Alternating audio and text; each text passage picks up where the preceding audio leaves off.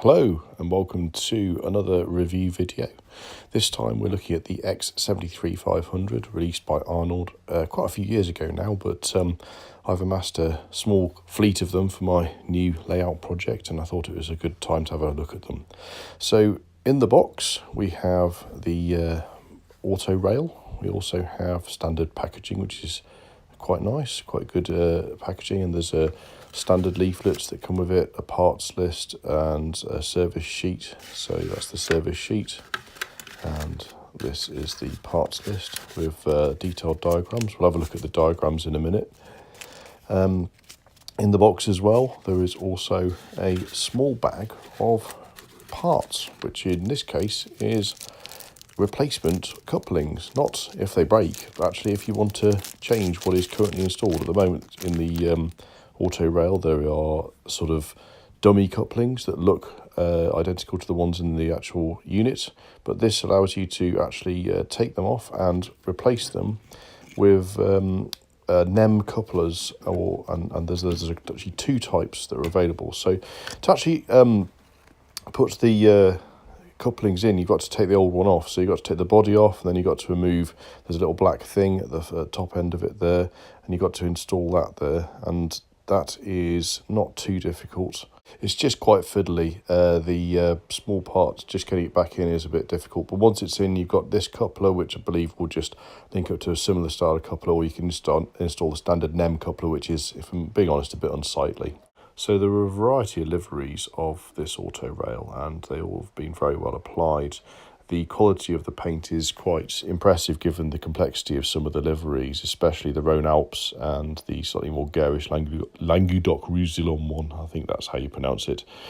Sadly no Limousin livery, but in terms of the appearance, they certainly appear, I've got the appearance pretty spot on. So looking at the running qualities now, it's got a quiet motor system built into it, and it's also, if you remember when we opened it up, it's got a small motor which is probably just about right for this sort of vehicle. It won't be pulling trailers or carriages.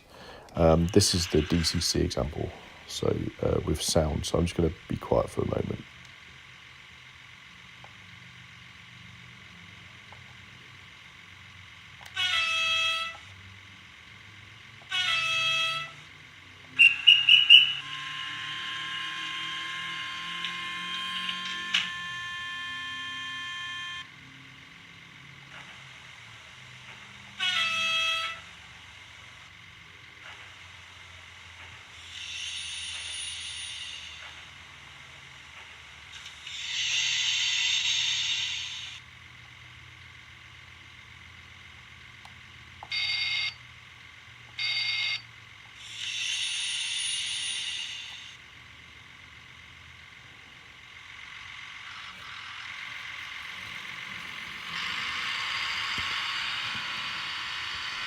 So it's there's a variety of sounds there, and it's quite good when it accelerates. The engine noises have been captured very well, and the horn is sort of a one-button press, which is different to the X2800.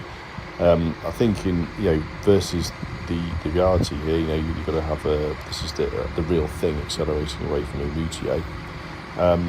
Apart from the fact that the speaker, because it's so small, is quite constrained, it actually does a very good job of making a decent rendition of the sound. And as this is quite an old sound chip now, it's still, I think, one of the better ones out there that I've seen, and certainly a valuable addition to the fleet. I think overall they've put a good model together, and Arnold should be commended for having produced it. I think the sad fact of it is, though, that the model's getting a bit old now, and it'd be nice to have some new liveries of it out there. So if you're listening, the people at Arnold, that would be appreciated, because surely it wouldn't take a huge amount of effort to get out there and just produce a few more of these in perhaps some of the regional liveries and the various different versions of it for not a huge amount of money. But we all know that the modelling world is in a bit of flux at the moment, so I don't know if that's ever going to happen, but I can wish. Anyway, thank you for watching, and I hope this has been interesting for you.